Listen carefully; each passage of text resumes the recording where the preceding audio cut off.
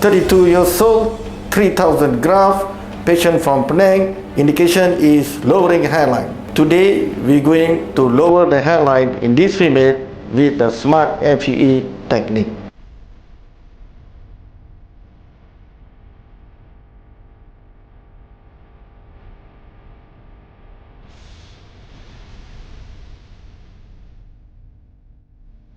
Frontal temporal angle from this point to this point 4 cm. From the hairline, from this point to this point, we have lowered 3 cm down.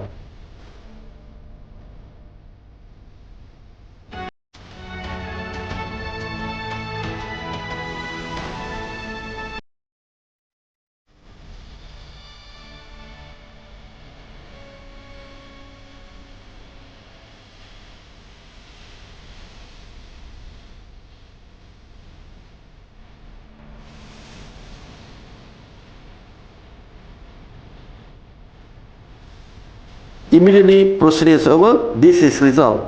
We have put all the graph in the design area, we have increased more high density at the forward area, and coming down to the frontal temporal angle, we increase the density slightly, so to match with the original hair or existing hair from behind.